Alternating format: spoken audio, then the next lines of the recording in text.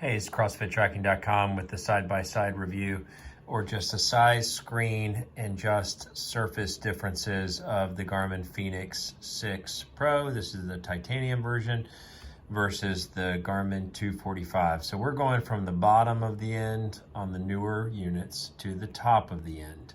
And mostly I just sort of like to compare the screen quality differences because I have found the 245 and the 945 to be a little bit more superior in overall clarity and the quality of the black, as well as after doing a lot of research, the Fenix 6 series, the only one that has the quality black transflective is the Sapphire or Sapphire Titanium version. So you can see the screen quality both on both devices here by just activating the backlight. The blacks seem virtually the same, and I did the sort of the same, obviously, back screen. So the 245 is 42.3 millimeters. The 6 standard, 6 Pro, whichever variant, is 47 millimeters. They both use the same quality of the Garmin most recent optical heart rate sensor. Both use the same plugs. This uses a quick release. This uses quick release by some other name. And I believe the 245 is 12 point something millimeters in thickness. So it comes in at a much smaller thickness, as well as the weight, I think, is at 50 grams versus 72 for the titanium, but I'm not exactly sure on the weight on this. I just wanted to do a quick sort of comparison because so far I found the 245 to be one of my favorite devices, both from an efficiency and cost standpoint. So the 6 series obviously adds all of the mapping features, specialty run analysis features, specialty training load features, but I want to show you just a side-by-side comparison of some of those features highlighted in the 245, which is their relatively low-end watch. So if we go into one of the basic metrics, so you don't have the summary widgets like you do on the 6, you just have the standard widget. So here, same basic screen on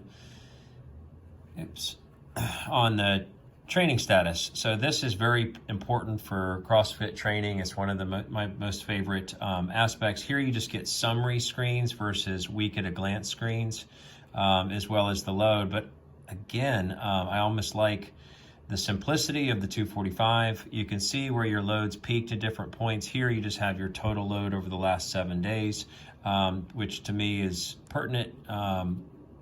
You don't get the load focus. So one of the primary differences, they both provide anaerobic and aerobic load from per workout. So you do a workout, how much aerobic load, how much anaerobic load, and each of that gets a score for a load for that particular workout that translates into your load over a period of time. But here you don't get the specifics. On the 6 series gives you specifics for anaerobic, highly aerobic, and low aerobic. Here you don't get that specific, you just get the training load.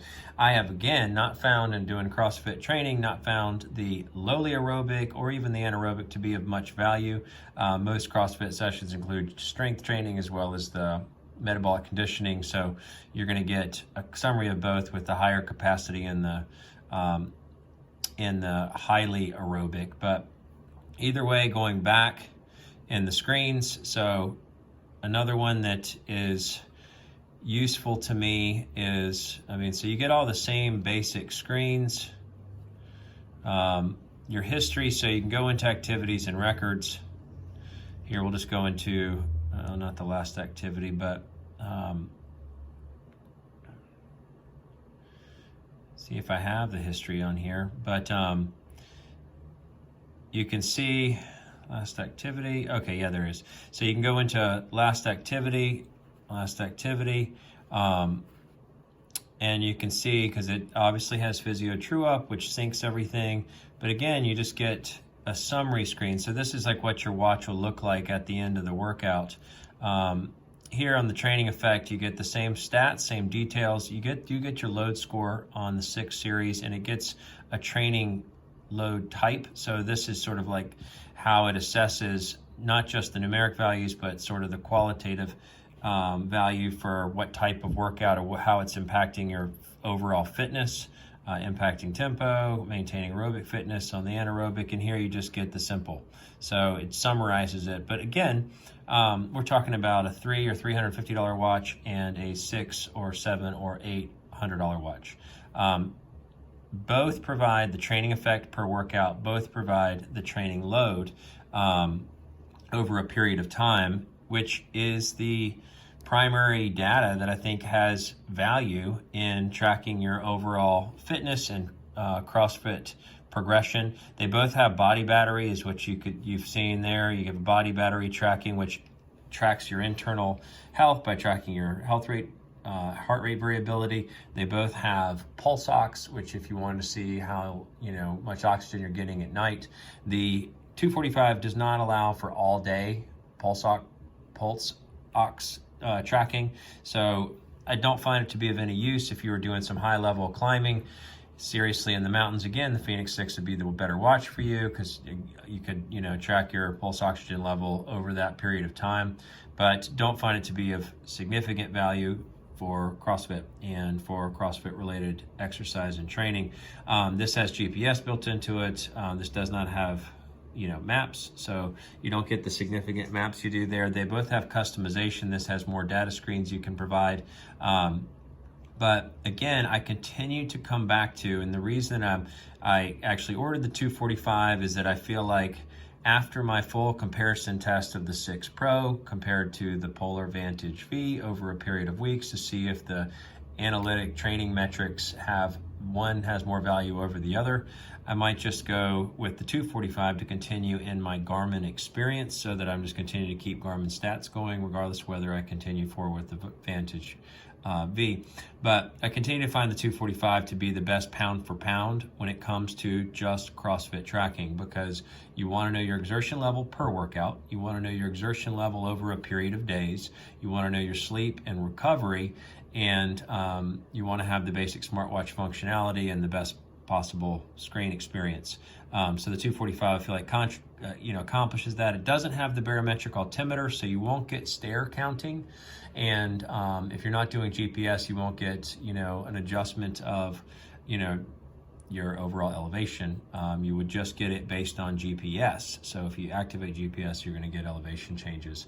Again, it's a neat metric to see how many stairs you've gone up, but overall, when it comes to CrossFit training and tracking, that's not one of the primary things. Plus, both have the same quality of heart rate sensor on the optical side, both connect to Bluetooth chest straps, and both connect to Ant Plus chest straps. Again, like I've said in a bunch of reviews, for CrossFit training, the Ant Plus cheapo Garmin that Garmin introduced, like a decade ago, is the way to go. It's simple, it's more flat and flush than the Bluetooth chest straps, so it doesn't affect burpees and things on the floor. And it is the only way to go if you really want to track the level of exertion per workout. So again, just sort of a side-by-side screen size and just summary difference comparison of the Fenix 6 Pro versus the 245, so that you again can see, and I'll show just a second watch face, so you can see the watch face that comes out of the box versus the watch face out of the box on the Garmin. On the Fenix 6. This is the most standard one. You can download this this is called InfoCal or something like that, so you can get this same sort of watch face experience. Again, this is set at 50%. This is set at, can't change the brightness quality there. I feel like the black is black and the colors are clear and vivid, so again, a great screen experience. Brief comparison. Thanks so much for stopping by, CrossFittracking.com.